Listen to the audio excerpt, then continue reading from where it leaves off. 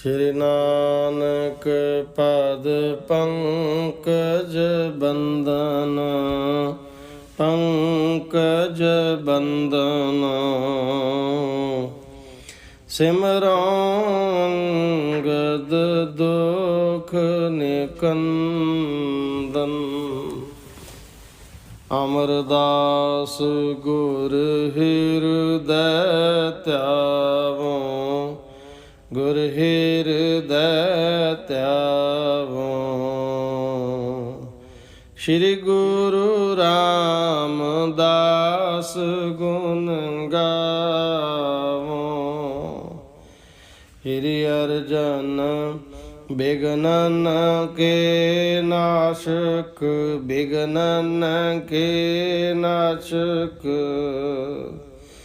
ਹਰ ਗੋਬਿੰਦ ਸ਼ੁਭ ਸਮਤ ਪ੍ਰਕਾਸ਼ਕ। ਸ਼੍ਰੀ ਹਰਿ ਰਾਏ ਨਮੋ ਕਰ ਜੋਰੀ, ਨਮੋ ਕਰ ਜੋਰੀ। ਗੁਰੂ ਹਰਿ ਕ੍ਰਿਸ਼ਨ ਮਨਾਏ ਬਹੋਰੀ। ਤੇਗ ਬਹਾਦੁਰ ਪਰਮ ਕਿਰਪਾਲਾ, ਜੀ ਪਰਮ ਕਿਰਪਾਲਾ।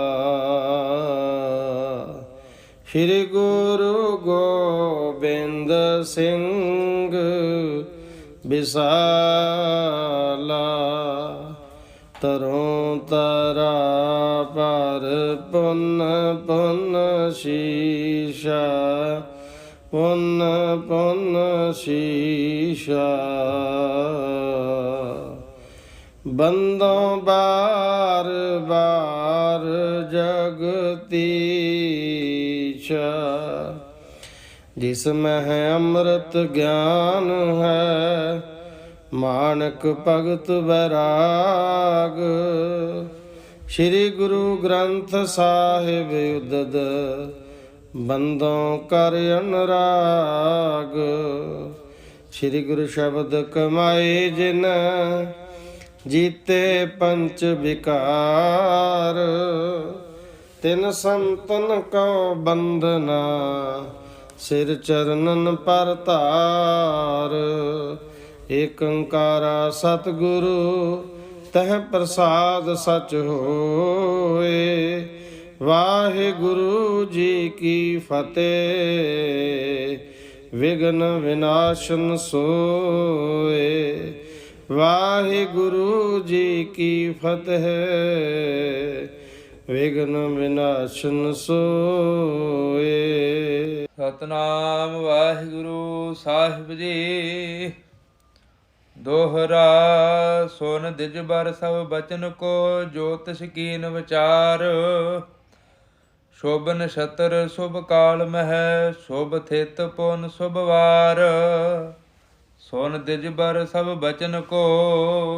ਵਾਹਿਗੁਰੂ ਜੀ ਕਾ ਖਾਲਸਾ, ਵਾਹਿਗੁਰੂ ਜੀ ਕੀ ਫਤਿਹ। ਧੰਨ ਧੰਨ ਸ੍ਰੀ ਗੁਰੂ ਗ੍ਰੰਥ ਸਾਹਿਬ ਮਹਾਰਾਜ ਸੱਚੇ ਪਾਤਸ਼ਾਹ, ਦਸਾਂ ਪਾਤਸ਼ਾਹੀਆਂ ਦੀ ਜੋਤ, ਪ੍ਰਤੱਖ ਸਤਿਗੁਰੂ, ਹਾਜ਼ਰਾ ਹਜ਼ੂਰ ਸਤਿਗੁਰੂ। ਸਤਿਗੁਰਾਂ ਦੀ ਦਇਆ ਦ੍ਰਿਸ਼ਟੀ, ਕਿਰਪਾ ਦ੍ਰਿਸ਼ਟੀ ਸਦਕਾ ਦੇਸ਼ ਵਿਦੇਸ਼ ਵਿੱਚ ਬੈਠੀਆਂ ਸਿੱਖ ਸੰਗਤਾਂ, ਧੰਨ ਗੁਰੂ ਨਾਨਕ ਦੇਵ ਨਿਰੰਕਾਰ ਪਿਤਾ ਆਪ ਨਾਰਾਇਣ ਕਲਾ ਧਾਰ ਜਗ ਮੈਂ ਪਰਵਰਿਓ। ਨਿਰੰਕਾਰ ਆਕਾਰ ਜੋਤ ਜਗ ਮੰਡਲ ਕਰਿਓ। ਸਤਿਗੁਰਾਂ ਦੀ ਅਗਮ ਅਗਾਧ ਬੋਧ ਅਮਰ ਕਥਾ ਸਰਵਣ ਕਰਨ ਵਾਸਤੇ ਆਪ ਜੀ ਜੁੜ ਬੈਠੇ ਹੋ। ਨਿਤਾ ਪ੍ਰਤੀ ਆਪ ਜੀ ਪਿਛਲੇ ਪ੍ਰਸੰਗ ਅੰਦਰ ਸਰਵਣ ਕੀਤਾ ਹੈ। ਧੰਨ ਗੁਰੂ ਨਾਨਕ ਦੇਵ ਮਹਾਰਾਜ ਸੱਚੇ ਪਾਤਸ਼ਾਹ ਜੀ ਦਾ ਪ੍ਰਕਾਸ਼ ਹੋਣਾ, ਔਰ ਪ੍ਰਕਾਸ਼ ਦੇ ਸਮੇਂ ਪੰਡਿਤ ਹਰਦਿਆਲ ਜੀ ਨੂੰ ਸੰਦੇਸ਼ਾ ਭੇਜ ਕੇ ਮਹਿਤਾ ਕਾਲੂ ਜੀ ਵੱਲੋਂ ਬੁਲਾਇਆ ਜਾਣਾ, ਔਰ ਬੜੇ ਆਦਰ ਸਤਿਕਾਰ ਦੇ ਨਾਲ ਬਿਠਾਉਣਾ। ਤਾਂ ਬ੍ਰਾਹਮਣ ਨੇ ਉਸ ਸਮੇਂ ਦੀ ਜਿਹੜੀ ਬੇਦੀ ਕੁਲ ਦੀ ਮਰਿਆਦਾ ਸੀ, ਸਾਰੀ ਸਮੱਗਰੀ ਜਿਹੜੀ ਸੌ ਸਮੱਗਰੀ ਜੀ ਸਾਰੀ ਮੰਗਾ ਲਈ ਜੋਤਿਸ਼ ਵਿੱਦਿਆ ਲਾਉਣ ਵਾਸਤੇ। ਸਾਰਿਆਂ ਗ੍ਰਹਿਆਂ ਦੀ ਉਸਨੇ ਪੂਜਾ ਕੀਤੀ। ਤਾਂ ਆਖਿਆ ਭਾਈ ਜਿਹੜਾ ਸ਼ਬਦ ਲੈ ਕੇ ਬਾਲਕ ਜਨਮਿਆ ਹੈ ਉਹ ਮੈਨੂੰ ਦੱਸਣਾ ਕਰੋ। ਮਹਿਤਾ ਕਾਲੂ ਜੀ ਨੇ ਤੁਰੰਤ ਦਾਈ ਦੌਲਤਾਂ ਨੂੰ ਬੁਲਾਇਆ। ਦਾਈ ਦੌਲਤਾਂ ਨੂੰ ਪੁੱਛਣਾ ਕੀਤਾ ਕਿ ਬਾਲਕ ਕਿਹੜਾ ਸ਼ਬਦ ਲੈ ਕੇ ਜਨਮਿਆ ਹੈ। ਤਾਂ ਦਾਈ ਦੌਲਤਾਂ ਨੇ ਆਖਿਆ ਮੇਰੇ ਹੱਥਾਂ ਦੇ ਵਿੱਚ ਬੇਅੰਤ ਬਾਲਕਾਂ ਨੇ ਜਨਮ ਲਿਆ ਹੈ, ਪਰ ਇਸ ਬਾਲਕ ਦਾ ਸੰਸਾਰ 'ਤੇ ਆਉਣਾ ਅਨੋਖਾ ਹੈ। ਸੰਸਾਰ 'ਤੇ ਲੋਕ ਸਾਰੇ ਜੰਮਣ ਮਰਨ ਦੀ ਪੀੜਾ ਲੈ ਕੇ ਜੰਮਦੇ ਨੇ, ਪਰ ਇਹ ਬੱਚਾ ਜਿਹੜਾ ਮੇਰੇ ਹੱਥਾਂ ਵਿੱਚ ਜਨਮਿਆ ਹੈ ਇਹ ਦੂਸਰੇ ਬਾਲਕਾਂ ਵਾਂਗੂ ਨਹੀਂ ਪੈਦਾ ਹੋਇਆ, ਰੋਂਦਾ ਪੈਦਾ ਨਹੀਂ ਹੋਇਆ। ਇਹ ਜਿਵੇਂ ਸਿਆਣੇ ਮਨੁੱਖ ਹੱਸ ਕੇ ਇੱਕ ਦੂਜੇ ਨੂੰ ਮਿਲਦੇ ਨੇ। ਬਿਗਸ ਕੇ ਜੇ ਵੱਡੇ ਦੀਰਘ ਨਰਜੋਂ ਬਿਗਸ ਮਿਲੇ ਹੈ ਤਿਉ ਇਨ ਕੀਨੇ ਸ਼ਬਦ ਪਲੇ ਹੈ। ਤਾਂ ਇੱਥੇ ਹੁਣ ਜੋਤਿਸ਼ ਵਿੱਦਿਆ ਜਿਹੜੀ ਉਸ ਸਮੇਂ ਦੇ ਬ੍ਰਾਹਮਣਾਂ ਦੀ ਵਿੱਦਿਆ ਸੀ, ਅੱਜ ਵੀ ਪੂਰੇ ਸੰਸਾਰ ਦੇ ਵਿੱਚ ਪ੍ਰਚਲਿਤ ਹੈ। ਤਾਂ ਆਪਣੀ ਵਿੱਦਿਆ ਦੇ ਅਨੁਸਾਰ ਇਸ ਪ੍ਰਸੰਗ ਦੇ ਅੰਦਰ ਪੰਡਿਤ ਹਰਦਿਆਲ ਧੰਨ ਗੁਰੂ ਨਾਨਕ ਸਾਹਿਬ ਪਾਤਸ਼ਾਹ ਜੀ ਦੇ ਜਨਮ ਪੱਤਰੀ ਲਿਖੇਗਾ। ਤਾਂ ਗੁਰੂ ਨਾਨਕ ਸਾਹਿਬ ਪਾਤਸ਼ਾਹ ਜੀ ਦਾ ਪਵਿੱਤਰ ਨਾਮ ਵੀ ਇਸੇ ਪ੍ਰਸੰਗ ਦੇ ਅੰਦਰ ਹੀ ਰੱਖੇਗਾ। ਤਾਂ ਆਪ ਜੀ ਧੰਨ ਗੁਰੂ ਨਾਨਕ ਦੇਵ ਮਹਾਰਾਜ ਦੀ ਅਮਰ ਕਥਾ, ਅਮਰ ਕਰ ਦੇਣ ਵਾਲੀ ਕਥਾ, ਸੁਣਨ ਵਾਲਿਆਂ ਨੂੰ ਕਹਿਣ ਵਾਲਿਆਂ ਨੂੰ ਅਮਰ ਕਰ ਦੇਣ ਵਾਲੀ ਕਥਾ ਸਰਵਣ ਕਰੀਏ। ਭਾਈ ਬਾਲਾ ਜੀ ਖਡੂਰ ਸਾਹਿਬ ਦੀ ਧਰਤੀ 'ਤੇ ਧੰਨ ਗੁਰੂ ਅੰਗਦ ਸਾਹਿਬ ਜੀ ਨੂੰ ਪਾਵਨ ਕਥਾ ਸੁਣਾ ਰਹੇ ਨੇ। ਭਾਈ ਸੰਤੋਖ ਸਿੰਘ ਜੀ ਦੀ ਆਪਾਂ ਲਿਖਤ ਅਨੁਸਾਰ ਕਥਾ ਸਰਵਣ ਕਰੀਏ। ਪਿਆਰ ਸਤਿਕਾਰ ਸਹਿਤ ਸਾਰੇ ਆਖੋ ਸਤਿਨਾਮ ਸ੍ਰੀ ਵਾਹਿਗੁਰੂ ਸਾਹਿਬ ਜੀ। ਸਤਿਨਾਮ ਸ੍ਰੀ ਵਾਹਿਗੁਰੂ ਸਾਹਿਬ ਜੀ। ਦੋਹਰਾ ਸੁਨ ਦਿਜਬਰ ਸਭ ਬਚਨ ਕੋ ਜੋਤ ਸਕੀਨ ਵਿਚਾਰ। ਸਾਰੀਆਂ ਗੱਲਾਂ ਦਾਈ ਦੌਲਤਾਂ ਦੇ ਕੋਲੋਂ ਸੁਣ ਕੇ ਬ੍ਰਾਹਮਣ ਨੇ ਵਿਚਾਰ ਕੇ ਜੋਤਿਸ਼ ਲਾਇਆ। ਸ਼ੁਭ ਨਛੱਤਰ ਸ਼ੁਭ ਕਾਲ ਮੈਂ ਸ਼ੁਭ ਥਿਤ ਪੁਨ ਸ਼ੁਭ ਵਾਰ। ਸ਼ੁਭ ਨਛੱਤਰ ਤੇ ਸ਼ੁਭ ਸਮੇਂ ਸ਼ੁਭ ਥਿਤ ਤੇ ਫਿਰ ਸ਼ੁਭ ਸ਼ੁਭ ਵਾਰ ਨੂੰ ਵਿਚਾਰਿਆ। ਚੌਪਈ ਭਲੇ ਲਗਨ ਮੈਂ ਬਾਲਕ ਜਨਮਾ। ਪੰਡਿਤ ਹਰਦਿਆਲ ਜੀ ਕਹਿਣ ਲੱਗੇ ਮਹਿਤਾ ਕਾਲੂ ਜੀ ਬਾਲਕ ਨੇ ਭਲੇ ਲਗਨ ਵਿੱਚ ਜਨਮ ਲਿਆ ਹੈ। ਹਾਂਜੀ। ਦੁਖ ਵਿਚਾਰ ਕਰਤ ਬਹੁ ਮਾਨਮਾ। ਫਿਰ ਪੰਡਿਤ ਨੇ ਮਨ ਵਿੱਚ ਬਹੁਤ ਵਿਚਾਰ ਕੀਤਾ ਤੇ ਕਿਹਾ ਜੈ ਸਿਸ ਹੈ ਅਵਤਾਰੀ ਕੋ। ਜੈ ਸਿਸ ਹੈ ਅਵਤਾਰੀ ਕੋ। ਇਹ ਬਾਲਕ ਕੋਈ ਅਵਤਾਰ ਹੈ, ਕੋਈ ਸਧਾਰਨ ਬਾਲਕ ਨਹੀਂ ਹੈ। ਵੱਡੇ ਭਾਗ ਕਾਲੂ ਕੇ ਹੋ। ਮਹਿਤਾ ਕਾਲੂ ਜੀ ਦੇ ਵੱਡੇ ਵਡਭਾਗੀ ਹਨ ਮਹਿਤਾ ਕਾਲੂ ਜੀ। ਕਹਿ ਬਿਦ ਵਿਸ਼ਨ ਕੇ ਸਿਵ ਭਵ ਲੀਨੋ। ਹੁਣ ਜਾਣਿਆ ਨਹੀਂ ਜਾ ਸਕਦਾ ਇਹ ਤਾਂ ਵਿਸ਼ਨੂੰ ਜਾਂ ਸ਼ਿਵ ਜੀ ਨੇ ਅਵਤਾਰ ਧਾਰਿਆ ਹੈ। ਜਗਤ ਉਧਾਰਨ ਲਛਨ ਚੀਨੋ। ਇਹ ਲੱਗਦਾ ਹੈ ਕਿ ਜਗਤ ਦਾ ਉਧਾਰ ਕਰਨ ਵਾਸਤੇ ਆਏ ਹਨ। ਆਦਿ ਪੱਤਰ ਆਖੋ ਸਤਨਾਮ ਸ੍ਰੀ ਵਾਹਿਗੁਰੂ। ਪੰਡਿਤ ਹਰਦਿਆਲ ਜੀ ਜਿਹੜੇ ਬਚਨ ਲੈ ਕੇ ਜਿਵੇਂ ਜਿਵੇਂ ਦਾਈ ਦੌਲਤਾਂ ਨੇ ਦੱਸਿਆ, ਆਖਿਆ ਇਹ ਕੋਈ ਅਵਤਾਰੀ ਮਨੁੱਖ ਹੈ, ਅਵਤਾਰੀ ਪੁਰਸ਼ ਹੈ, ਇਹ ਜਗਤ ਦਾ ਉਧਾਰ ਕਰਨ ਵਾਸਤੇ ਆਏ ਹਨ। ਆਦ ਪੱਤਰ ਇਸ ਸੀਸ ਚੁਲਾਰੇ। ਇਸ ਦੇ ਸੀਸ ਤੇ ਛਤਰ ਚੁਲੇਗਾ ਨਿਸਾ ਜਨਮ ਭਇਓ ਬਾਰੇ। ਕਿਉਂਕਿ ਇਸ ਬਾਲਕ ਨੇ ਪੂਰਬ ਵਾਲੀ ਰਾਤ ਨੂੰ ਜਨਮ ਲਿਆ ਹੈ। ਹਾਂਜੀ। ਚੱਕਰਵਰਤ ਹੋਵੇ ਭਉ ਮਾਹੀ। ਧਰਤੀ ਦੇ ਉੱਤੇ ਚਾਹੇ ਚੱਕਰਵਰਤੀ ਰਾਜਾ ਹੋਵੇਗਾ, ਕਰੇ ਦਿਗਵਿਜੈ ਸੰਸੈ ਨਾਹੀ। ਇਹ ਦਿਗਵਿਜੈ ਭਾਵ ਸਾਰੇ ਸੰਸਾਰ ਨੂੰ ਜਿੱਤਣ ਵਾਲਾ ਹੈ, ਇਹਦੇ ਵਿੱਚ ਕੋਈ ਦੋ ਰਾਵਾ ਨਹੀਂ, ਸੰਸਾ ਨਹੀਂ ਹੈ। ਦਰਸ਼ਨ ਕੀ ਉਰ ਲਾਲ ਸਕੀਨੀ। ਜਦੋਂ ਪੰਡਿਤ ਹਰਦਿਆਲ ਗੱਲਾਂ ਕਰਦਾ ਗਿਆ ਸਭ ਨਛੱਤਰ ਵਿਚਾਰ ਕੇ, ਤਾਂ ਇਹਦੇ ਅੰਦਰ ਦਰਸ਼ਨਾਂ ਦੀ ਲਾਲਸਾ ਜਾਗੀ ਧੰਨ ਗੁਰੂ ਨਾਨਕ ਸਾਹਿਬ ਪਾਤਸ਼ਾਹ ਜੀ ਦੀ। ਹਾਂਜੀ। ਇਹ ਸਫਲ ਆਪਣੇ ਤੇ ਚੀਨੀ। ਇਸ ਪੰਡਿਤ ਨੇ ਦਰਸ਼ਨ ਕਰਕੇ ਬ੍ਰਾਹਮਣ ਨੇ ਆਪਣੇ ਦੇਹੀ ਸਫਲਾ ਕਰਨਾ ਚਾਹੁੰਦਾ ਸੀ। ਇਹ ਬ੍ਰਾਹਮਣ ਗੁਰੂ ਨਾਨਕ ਸਾਹਿਬ ਜੀ ਦੇ ਬਹਾਨੇ ਨਾਲ ਦਰਸ਼ਨ ਕਰਕੇ ਨਾ ਆਪਣਾ ਜਨਮ ਸਫਲਾ ਕਰਨਾ ਚਾਹੁੰਦਾ ਹੈ। ਦੋਹਰਾ ਕਾਲੂ ਸੋਪਨ ਦੇਜ ਕਹੀ ਬਾਲਕ ਮੋਹਿ ਦਿਖਾਏ। ਮਹਿਤਾ ਕਾਲੂ ਜੀ ਨੂੰ ਕਿਹਾ ਦਿਜਬਰ ਬ੍ਰਾਹਮਣ ਨੇ ਕਿ ਮੈਨੂੰ ਬਾਲਕ ਦੇ ਦਰਸ਼ਨ ਕਰਾਓ। ਸੁਨ ਕਰ ਹਾਂਜੀ, ਦਾਈ ਦੌਲਤਾ ਲੀਨੀ ਸ਼ਬਦ ਬੁਲਾਏ। ਇਹ ਸੁਣ ਕੇ ਮਹਿਤਾ ਕਾਲੂ ਜੀ ਨੇ ਦਾਈ ਦੌਲਤਾਂ ਨੂੰ ਛੇਤੀ ਬੁਲਾ ਲਿਆ। ਚਉਪਈ ਬਾਲਕਾਨ ਵਿਪਰ ਕੇ ਪਾਸਾ। ਦਾਈ ਦੌਲਤਾਂ ਨੂੰ ਮਹਿਤਾ ਕਾਲੂ ਜੀ ਨੇ ਕਿਹਾ, ਬਾਲਕ ਨੂੰ ਬ੍ਰਾਹਮਣ ਦੇ ਕੋਲ ਲੈ ਕੇ ਆਓ। ਧਾਏ ਗਈ ਸੁਨ ਮਦ ਅਵਾਸਾ। ਇਹ ਗੱਲ ਸੁਣ ਕੇ ਦਾਈ ਦੌਲਤਾਂ ਅੰਦਰ ਚਲੀ ਗਈ, ਜਿੱਥੇ ਧੰਨ ਗੁਰੂ ਨਾਨਕ ਸਾਹਿਬ ਪਾਤਸ਼ਾਹ ਜੀ ਸਨ। ਜਾਚਿਓ ਬਾਲਕ ਜਨਨ ਨ ਦੇਈ। ਇਹ ਫਿਰ ਜਾਚੋ ਦੇ ਅਰਥ ਨੇ ਮੰਗ ਕੀਤੀ, ਮਾਤਾ ਜੀ ਦੇ ਕੋਲੋਂ ਬਾਲਕ ਦੀ ਮੰਗ ਕੀਤੀ, ਪਰ ਜਨਨ ਨਾ ਦੇਈ। ਧੰਨ ਗੁਰੂ ਨਾਨਕ ਸਾਹਿਬ ਜੀ ਦੀ ਜਨਨੀ ਧੰਨ ਮਾਤਾ ਤ੍ਰਿਪਤਾ ਜੀ ਬਾਲਕ ਨਹੀਂ ਸੀ ਦਿੰਦੇ। ਜੋ ਕਿਵੇਂ? ਕਿਰਪਨ ਤਨ ਪ੍ਰੀਤ ਰਖੇ। ਜਿਵੇਂ ਕਿਰਪਨ ਸੂਮ ਮਨੁੱਖ ਧਨ ਦੇ ਨਾਲ ਪਿਆਰ ਕਰਦਾ ਹੈ ਨਾ, ਸੂਮ ਮਨੁੱਖ ਕਿਸੇ ਨੂੰ ਆਪਣਾ ਧਨ ਇੱਕ ਕੌਡੀ ਨਹੀਂ ਦਿੰਦਾ, ਇਵੇਂ ਧੰਨ ਮਾਤ ਤ੍ਰਿਪਤਾ ਜੀ ਸੋਮ ਦੀ ਤਰ੍ਹਾਂ ਆਪਣੇ ਬਾਲਕ ਨੂੰ ਨਹੀਂ ਦੇਣਾ ਚਾਹੁੰਦੇ। ਕਹੈ ਸਰਦ ਰੁਤ ਸਰਦੀ ਲੱਗ ਹੈ। ਮਾਤਾ ਜੀ ਕਹਿਣ ਲੱਗੇ, ਨਾ ਮੈਂ ਤਾਂ ਨਹੀਂ ਦਿੰਦੀ ਆਪਣੇ ਲਾਲ ਨੂੰ, ਇੱਕ ਤਾਂ ਸਰਦੀ ਦੀ ਰੁੱਤ ਹੈ, ਬਾਲਕ ਨੂੰ ਸਰਦੀ ਲੱਗ ਜਾਵੇਗੀ। ਦਿਲ ਬਾਲ ਬਾਹਰ ਕਸ ਮੰਗ ਹੈ। ਕੋਮਲ ਬਾਲਕ ਨੂੰ ਬਾਹਰ ਜਾਣਾ ਕਿਉਂ ਮੰਗਦੇ ਹੋ, ਕਿਉਂ ਲੋਚਦੇ ਹੋ ਬਾਹਰ ਲਿਜਾਣਾ? ਔਰ ਬਦੁਖੇ ਬਾਰੰਗ ਬਾਰਾ। ਫਿਰ ਪੰਡਤ ਨੇ ਬਾਰ-ਬਾਰ ਬਾਲਕ ਦੀ ਮੰਗ ਕੀਤੀ। ਜਾਜੋ ਦਿਓ ਤਾਤ ਅਤ ਪਿਆਰਾ। ਮਾਤਾ ਜੀ ਨੇ ਅਖੀਰ ਪਿਆਰੇ ਪੁੱਤਰ ਨੂੰ ਦਾਈ ਦੌਲਤਾਂ ਨੂੰ ਦੇ ਦਿੱਤਾ। ਜਦੋਂ ਬਹੁਤ ਸਾਰੀ ਮੰਗ ਕੀਤੀ ਨਾ, ਦਾਈ ਦੌਲਤਾਂ ਨੇ ਬਾਰ-ਬਾਰ ਮੰਗ ਕੀਤੀ ਪੰਡਤ ਹਰਦਿਆਲ ਜੀ ਨੇ, ਤਾਂ ਮਾਤਾ ਤ੍ਰਿਪਤਾ ਜੀ ਨੇ ਆਪਣਾ ਬਾਲਕ ਦੇ ਦਿੱਤਾ। ਜੇਕਰ ਦੌਲਤ ਬਾਹਰ ਆਈ। ਕਿੰਨੀ ਭਾਗਾਂ ਵਾਲੀ ਹੈ ਨਾ ਦਾਈ ਦੌਲਤਾਂ।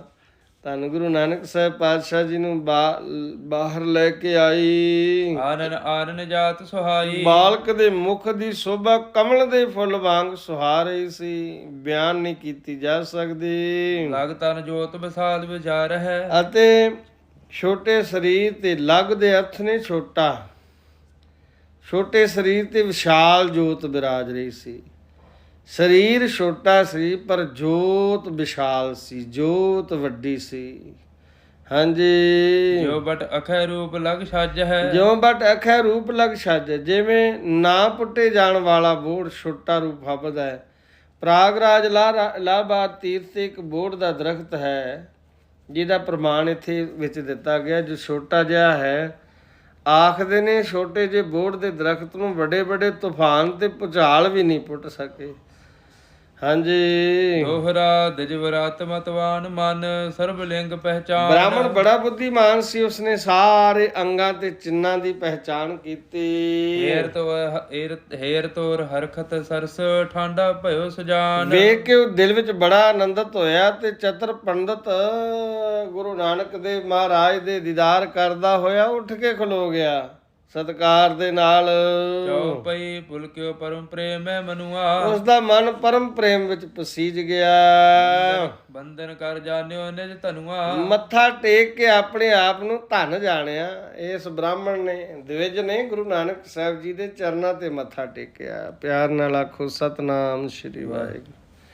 ਹਾਂਜੀ, ਜੋ ਜਨ ਇਸ਼ਟ ਦੇਵ ਕੋ ਦੇਖੀ। ਜਿਵੇਂ ਭਗਤ ਜਨ ਆਪਣੇ ਇਸ਼ਟ ਦੇਵ ਨੂੰ ਦੇਖ ਕੇ ਔਰ ਮੈਂ ਪਾ ਮੋਦ ਬਸੇਖੀ। ਆਪਣੇ ਦਿਲ ਵਿੱਚ ਬਹੁਤ ਪ੍ਰਸੰਨ ਹੁੰਦੇ ਹਨ ਆਪਣੇ ਇਸ਼ਟ ਨੂੰ ਵੇਖ ਕੇ। ਸਭ ਲੰਗਨ ਕੇ ਸੁੰਦਰ ਲਛਣ। ਸਭ ਅੰਗਨ ਕੇ ਸੁੰਦਰ ਲਛਣ, ਸਾਰੇ ਅੰਗਾਂ ਦੇ ਸੁੰਦਰ ਲਛਣ ਚਤਰ ਬ੍ਰਾਹਮਣ ਵੇਖਣ ਲੱਗ ਗਿਆ।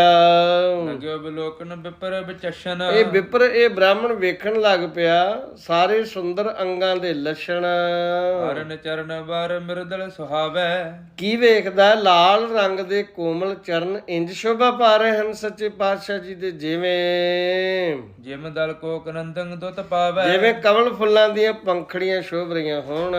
ਕੁਝ ਅਜਾਨ ਕੰਦ ਸ਼ੁਭ ਉੱਚੇ। ਧੰਨ ਗੁਰੂ ਨਾਨਕ ਸਾਹਿਬ ਜੀ ਦੇ ਇੱਕ ਇੱਕ ਅੰਗ ਦੀ ਪਹਿਚਾਣ ਕਰ ਰਿਹਾ ਹੈ ਪੰਡਤ ਹਰਦਿਆਲ। ਇਹ ਚਿੰਨ੍ਹਾਂ ਦੀ ਪਹਿਚਾਣ ਕਰ ਲਿਆ। ਬਾਹਾਂ ਗੋਡਿਆਂ ਤੱਕ ਲੰਮੀਆਂ, ਭੁਜ ਅਜਾਨ, ਅਜਾਨ ਦੇ ਅਰਥ ਨੇ ਗੋਡਿਆਂ ਤੱਕ ਭੁਜਾਂ ਲੰਮੀਆਂ, ਅਤੇ ਕੰਧ ਸ਼ੁਭ ਉੱਚੇ, ਮੋਢੇ ਜਿਹੜੇ ਨੇ ਸੋਹਣੇ ਅਤੇ ਉੱਚੇ ਹਨ। ਕਰਜ ਅਰਨ ਜੋ ਨਗ ਹੋਏ ਸੂਚੇ। ਸੁੰਦਰ ਨੌ ਸੁੱਚੇ ਨਗੀਨਿਆਂ ਵਰਗੇ ਨੇ ਸੱਚੇ ਪਾਤਸ਼ਾਹ ਗੁਰੂ ਨਾਨਕ ਦੇਵ ਨਿਰੰਕਾਰ ਪਿਤਾ ਦੇ।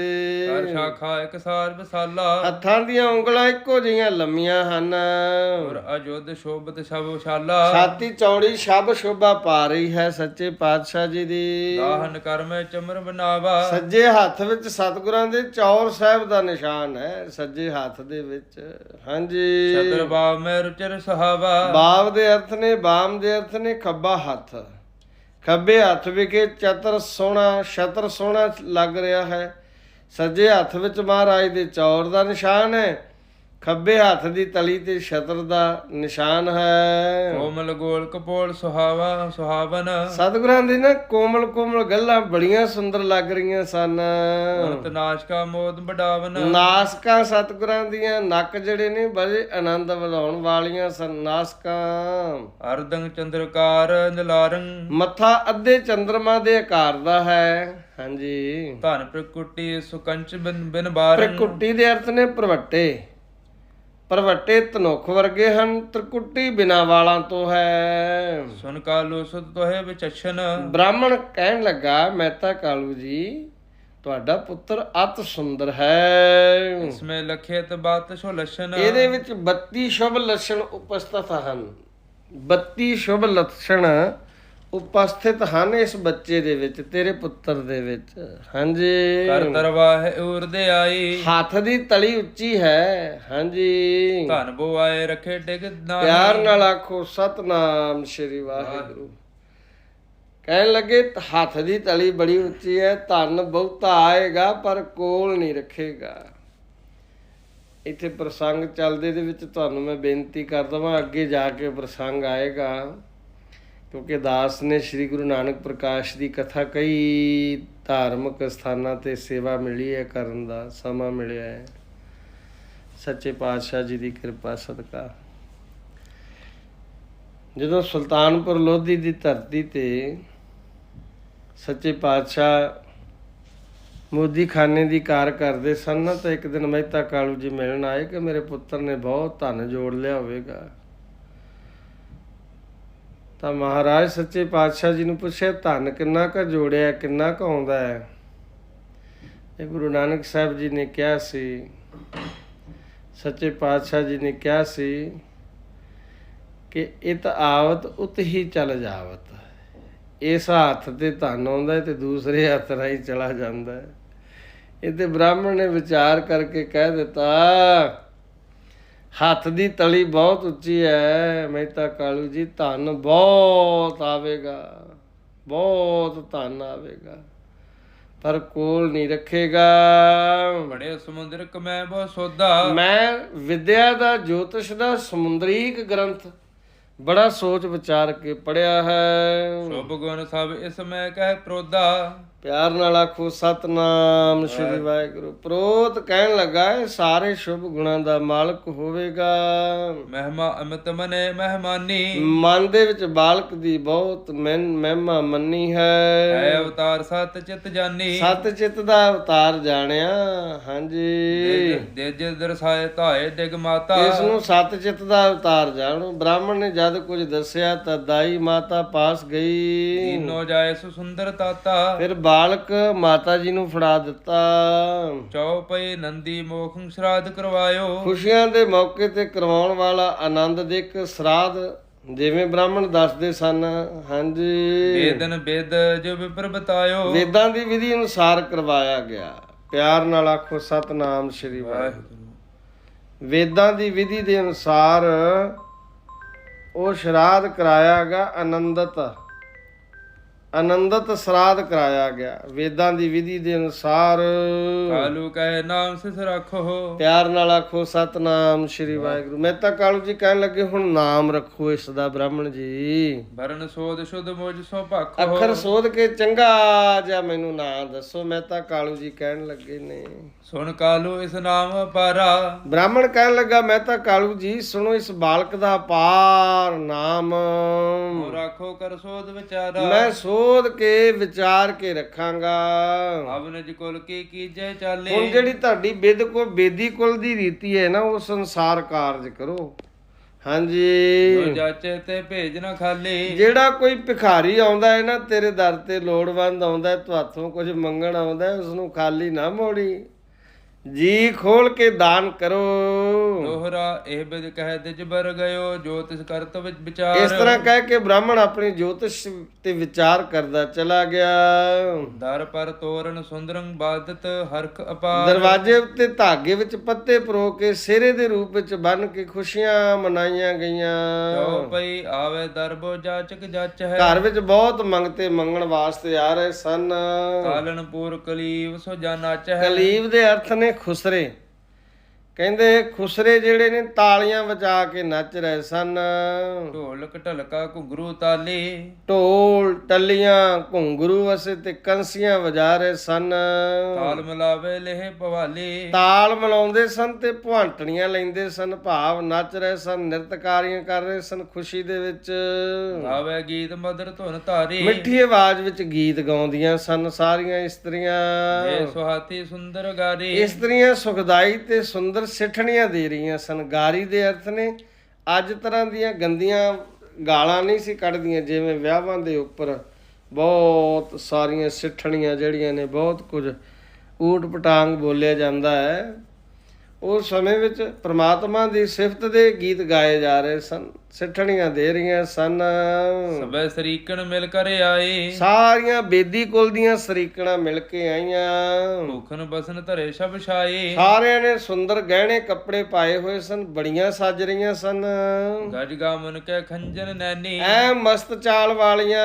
ਹਾਂਜੀ। ਨਾਗਰ ਗੀਤ ਗਾਏ ਪਿਕ ਬੈਨੀ। ਪਿਕ ਬੈਨੀ ਦੇ ਅਰਥ ਨੇ ਬਹੁਤ ਸੁੰਦਰ ਅੱਖਾਂ ਵਾਲੀਆਂ ਇਸਤਰੀਆਂ। ਬਰਨ ਬਰਨ ਪਟ ਪਹਿਰ ਨਵੀਨਾ। ਕੋਇਲ ਵਰਗੀ ਆਵਾਜ਼ ਦੇ ਵਿੱਚ ਗੀਤ ਗਾ ਰਹੀਆਂ ਸਨ ਤੇ ਰੰਗ ਬਰੰਗੇ ਨਕੋਰ ਕੱਪੜੇ ਪਾਏ ਹੋਏ ਸਨ ਬੇਦੀ ਕੁਲ ਦੀਆਂ ਇਸਤਰੀਆਂ ਨੇ। ਘਟ ਜਨ ਸ਼ੀਨ ਰੋਜਨ ਪੀਨਾ। ਉਹਨਾਂ ਦੇ ਸਰੀਰ ਬਹੁਤ ਸੁੰਦਰ ਸਨ। ਪ੍ਰਮਾਤਮਾ ਨੇ ਉਹਨਾਂ ਨੂੰ ਬਹੁਤ ਸੋਹਣਾ ਰੂਪ ਦਿੱਤਾ ਹੋਇਆ ਸੀ। ਅਲੰਕਾਰ ਨਗ ਕੰਚਨ ਪੀਨੇ। ਜਿਹੜੀਆਂ ਇਸਤਰੀਆਂ ਆਣ ਕੇ ਨੱਚ ਰਹੀਆਂ ਸਨ, ਖੁਸ਼ੀ ਦੇ ਗੀਤ ਗਾ ਰਹੀਆਂ ਸਨ, ਗਹਿਣੇ ਤੇ ਨਗ ਸੋਨੇ ਦੇ ਸਨ। ਕਰਨਪੁਰ ਬਰ ਬੇਸਰ ਕੀਨੇ। ਹੱਥਾਂ ਦੇ ਵਿੱਚ ਬਹੁਤ ਸੋਹਣੇ ਸੁੰਦਰ ਗਹਿਣੇ ਪਾਏ ਹੋਏ ਸਨ, ਕੰਨਾਂ ਦੇ ਵਿੱਚ ਵੀ ਗਹਿਣੇ ਪਾਏ ਹੋਏ ਸਨ। ਹਾਂਜੀ। ਅੰਦਰ ਘੰਟਕਾ ਅੰਗਦ ਕੰਗਨ। ਬਹੁਤ ਸੁੰਦਰ ਉਹਨਾਂ ਨੇ ਘੁੰਗਰੂਆਂ ਦੀਆਂ ਤੜਾਗੀਆਂ ਬੱਧੀਆਂ ਹੋਈਆਂ ਸਨ। ਇੱਥੇ ਅਲੰਕਾਰ ਦੱਸਦੇ ਨੇ ਭਾਈ ਸੰਤੋਖ ਸਿੰਘ ਜੀ। ਹਾਂਜੀ। ਸ਼ਬਦ ਕਰੇ ਜੇ ਪਹਿਰੇ ਅੰਗਨ। ਬੜੀ ਮਧੁਰ ਆਵਾਜ਼ ਵਿੱਚ ਬੜੀ ਮਧੁਰ ਆਵਾਜ਼ ਪੈਦਾ ਕਰਦੇ ਸਨ ਜਿਹੜੇ ਗਹਿਣੇ ਸਰੀਰ ਤੇ ਧਾਰਨ ਕੀਤੇ ਹੋਏ ਸਨ ਜਦੋਂ ਉਹ ਨਿਰਤਕਾਰੀਆਂ ਕਰਦੀਆਂ ਸਨ। ਚੌਪਈ ਭਈ ਭੌਨ ਮੈਂ ਭਾਰੀ ਭੀਰਾ। ਘਰ ਵਿੱਚ ਕਾਫੀ ਭੀੜ ਹੋ ਗਈ। ਹਾਂਜੀ। ਧੀ ਉਸ਼ਾ ਕੀ ਧੁਨੀ ਗੰਭੀਰਾ। ਖੁਸ਼ੀ ਭਰੇ ਹਾਸਿਆਂ ਦੀਆਂ ਆਵਾਜ਼ਾਂ ਗੂੰਜ ਰਹੀਆਂ ਸਨ। ਕਪਟ ਬੇਸ ਜੈ ਦੇਵ ਬਧੂਤੀ। ਸਜਾਵਟੀ ਰੂਪ ਵਿੱਚ ਉਹ ਦੇਵਤਿਆਂ ਦੀਆਂ ਵਹੁਟੀਆਂ ਲੱਗ ਰਹੀਆਂ ਸਨ। ਗਾਵੇ ਮਨੋ ਜਗਤ ਸੁਖ ਲੁੱਟੇ। ਭਾਵ ਅਪਸ਼ਰਾਂ ਲੱਗ ਰਹੀਆਂ ਸਨ, ਐਸੇ ਗੀਤ ਗਾ ਰਹੀਆਂ ਸਨ। ਕਾਲੂ ਆਲੇ ਮੰਗਲ ਸਾਜੇ। ਮਹਿਤਾ ਕਾਲੂ ਜੀ ਦਾ ਘਰ ਖੁਸ਼ੀਆਂ ਖੇੜਿਆਂ ਨਾਲ ਭਰਿਆ ਪਿਆ ਸੀ। ਹਾਂਜੀ। ਦਰ ਪਰ ਲੰਘ ਨਿਸ਼ਾਨ ਸ਼ੁਭ ਬਾਜੇ। ਦਰਵਾਜ਼ੇ ਤੇ ਛੋਟੇ ਨਗਾਰੇ ਸੁੰਦਰ ਢੰਗ ਨਾਲ ਵੱਜ ਰਹੇ ਸਨ। ਢਾਡੀ ਪਹਾੜ ਜੋ ਮੰਗਨ ਹਾਰੇ। ਉਹਨਾਂ ਸਮਿਆਂ ਦੇ ਜਿਹੜੇ ਢਾਡੀ ਸਨ ਤੇ ਭੱਟ ਜਿਹੜੇ ਹੋਰ ਮੰਗਣ ਵਾਲੇ ਜਿਹੜੇ ਹਨ, ਧਨ ਪ੍ਰਾਪਤ ਕਰਕੇ ਪਾਏ ਦਰਬ ਕੋ ਗੁਣਨ ਉਚਾਰੇ। ਢਾਡੀ ਪਹਾੜ ਜੋ ਮੰਗਣ ਹਾਰੇ, ਪਾਏ ਦਰਬ ਕੋ ਗੁਣਨ ਉਚਾਰੇ। ਭੱਟ ਤੇ ਢਾਡੀ ਉਹਨਾਂ ਸਮਿਆਂ ਦੇ ਧਨ ਪ੍ਰਾਪਤ ਕਰਕੇ ਸੀਸਾਂ ਦੇ ਰਹੇ ਸਨ, ਮਾਤਾ ਕਾਲੂ ਜੀ ਦੇ ਗੁਣ ਗਾ ਰਹੇ ਸਨ। ਨਰ ਨਾਰੀ ਬੋ ਦੇਤ ਵਧਾਈ। ਨਰ ਨਾਰੀਆਂ ਇਸਤਰੀਆਂ ਬਹੁਤ ਸਾਰੀਆਂ ਵਧਾਈਆਂ ਦੇ ਰਹੀਆਂ ਸਨ। ਦਰ ਪਰ ਭੀੜ ਭਰੀ ਅਧਕਾਈ। ਦਰਵਾਜ਼ੇ ਤੇ ਮਹਿਤਾ ਕਾਲੂ ਜੀ ਦੇ ਬੜੀ ਵੱਡੀ ਭੀੜ ਲੱਗੀ ਹੋਈ ਸੀ। ਦੇਨੋ ਉਚਿਤ ਲਖਿਓ ਜੋ ਜੈਸਾ। ਜਿਹੜਾ ਕੋਈ ਵੀ ਜੋ ਕੁਝ ਵੀ ਆ ਕੇ ਮੰਗਦਾ ਸੀ, ਦੇਤ ਭਇਓ ਕਾਲੂ ਤਿਨ ਤੈਸਾ। ਮਹਿਤਾ ਕਾਲੂ ਜੀ ਉਹਨਾਂ ਨੂੰ ਉਹ ਕੁਝ ਹੀ ਦੇ ਰਹੇ ਸਨ, ਕਿਸੇ ਨੂੰ ਖਾਲੀ ਨਹੀਂ ਸੀ ਮੋੜ ਰਹੇ। ਹਾਂਜੀ। ਦੋਹਰਾ ਕਾਲੂ ਤਵ ਸਭ ਬੇਦ ਕਰੀ, ਜੋ ਬੇਦੀ ਕੁਲ ਰੀਤ। ਮਹਿਤਾ ਕਾਲੂ ਜੀ ਨੇ ਸਭ ਕੁਝ ਉਸੇ ਵਿਧੀ ਅਨੁਸਾਰ ਕੀਤਾ ਜੋ ਉਸ ਸਮੇਂ ਬੇਦੀ ਕੁਲ ਦੀ ਰੀਤ ਸੀ। ਹਾਂਜੀ। ਨਰ ਨਾਰੀ ਕੀਰਤ ਕਰਤ ਪੁਰ ਮੈਂ ਪਰਮ ਪੁਨੀਤ। ਨਗਰ ਵਿੱਚ ਸਾਰੇ ਨਰ ਨਾਰੀ ਉਹਨਾਂ ਦੀ ਪਰਮ ਪਵਿੱਤਰ ਕੀਰਤੀ ਕਰ ਰਹੇ ਸਨ।